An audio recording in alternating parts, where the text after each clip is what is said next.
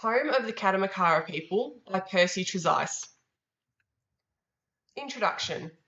Aboriginal oral history tells of hundreds of dream roads crisscrossing the Australian continent, which were made by ancestral beings during their travels at the beginning of dream time. It also tells of a vast freshwater lake at the top of Australia and stories about ancestors like the Antamula sisters. There is also scientific evidence to suggest that 36,000 years ago, there was a large freshwater lake at the top of Australia.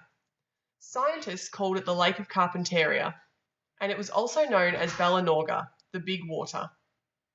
This is the story of three children and their journey around Ballinaga, along the dream road of the Antamula sisters to find their way home. Long, long ago, in a land now under the sea, there was a great lake called Ballinaga, or the Big Water. The lake was vast and wide and was surrounded by the lands of many different clans. Each clan was named after their dreaming animal. A clan of people known as the people of the Kadimakara lived on the east side of the lake. This clan believed that the giant marsupials, the Kadimakaras, were their human ancestors who had changed into animal forms in the beginning, in Dreamtime.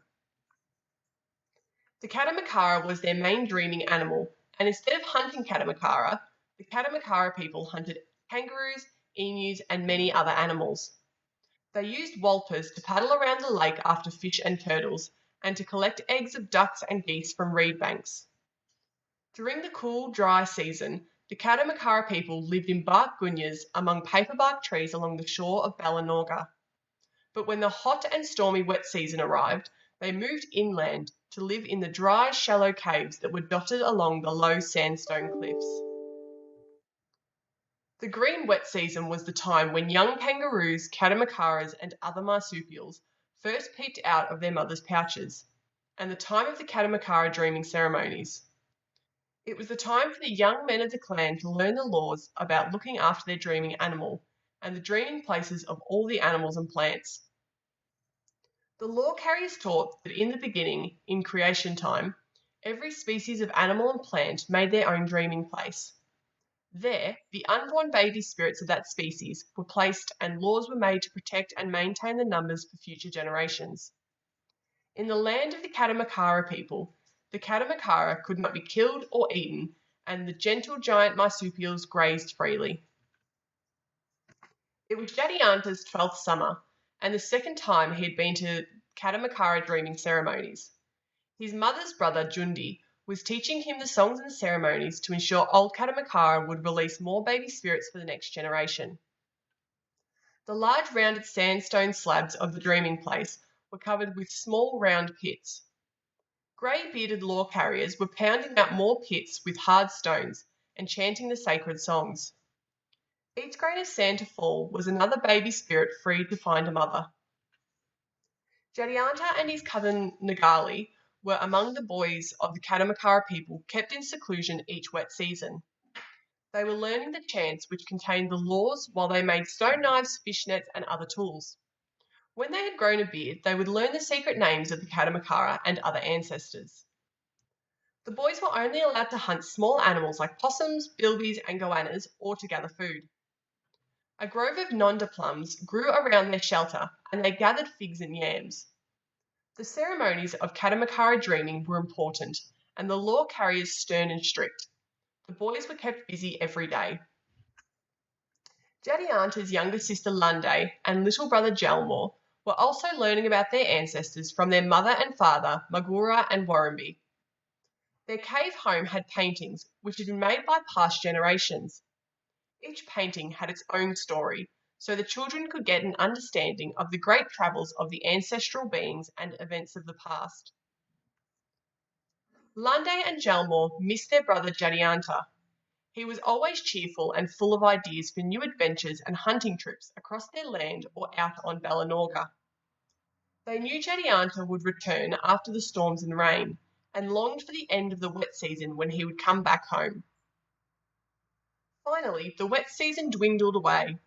A bright sun began to dry the soggy earth. Birdsong filled the vivid air, and Jadianta and the boys returned to their cave homes in the cliff. But not for long, as it was now time for the people of the Kadimakara to return to their bark gunyahs by the lake.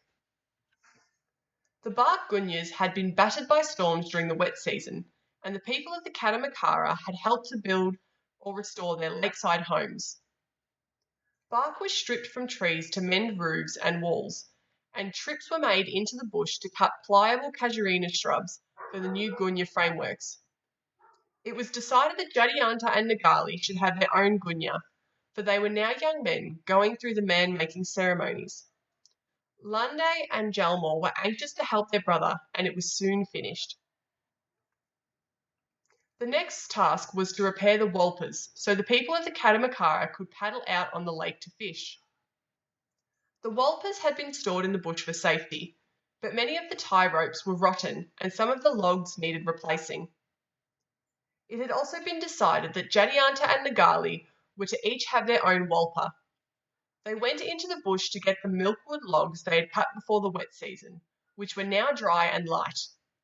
Nagali's sister Maylie took the younger children to strip inner bark from hibiscus trees. They shredded it finely into a fluffy mass, then rolled it on their thighs and twirled and plaited it to make a strong anchor rope. Finally, the children could go fishing. Jadianta and Nagali pushed their walpers off and paddled away with their brothers and sisters to fish near the reed banks and then look for duck eggs in the reeds. By noon, they had caught many fish. Nagali and his sister Maylie paddled to a reed bank to look for duck nests. Jadianta, Lande and Jalmor were still fishing on the lake. No one noticed dark clouds massing on the low eastern sky. A late cyclonic storm was sweeping in from the eastern ocean. Jadianta was struggling to catch a big barramundi when the first gust of wind struck them, followed by a lightning flash and a crash of thunder. He realised they were all in great danger and told Lande and Jalmor to let go of their fishing lines and paddle quickly to the reed bank. The second gust of wind was so much stronger it snapped the anchor rope as Jadianta was pulling it in. The wind rose to a moaning roar and lashed the water to white foam. Lande flung herself onto Jalmor to hold him on the walper. Jadianta then tied them all to their raft with the remnant of anchor rope. The wind was howling and all the water birds were in a great panic. Nagali and Maylie were on the other side, on the reed bank, where the fierce wind had blown them. They jumped off their walper and struggled to pull it into the reeds and secure it there.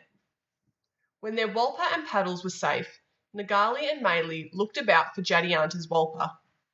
They caught a glimpse of their friends on top of a white wave before they vanished into white water, which swept them out into the Great Lake. Nagali and Maylie began to cry for their lost friends. No one had ever returned from the big water.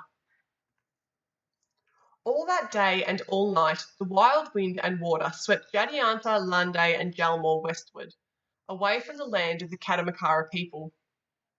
Tied to the walper, they were cold and hungry, but the strong ropes held them tightly together. They were determined to survive. The storm went on for days and nights. Then one evening, the three children saw two small islands and hoped the wind would blow them up on one. But the walper was swept through between the islands and on into the stormy night. Days later, the storm had passed and a gentler wind was pushing the children toward the western shore of the Great Lake. Jadianta, Lande and Jalmor were cold, stiff and desperately hungry, but they had survived. The walper ran aground in shallow water. There were no gunyahs or any sign of life among the paperbark trees that fringed the lake. Clinging to each other, the three children staggered toward the shore. A dingo howled, then the three lost children saw another yellow dog watching them from the top of a low rise. They were far from home. Jadianta, Lande and Jalmor were in the land of the dingo people.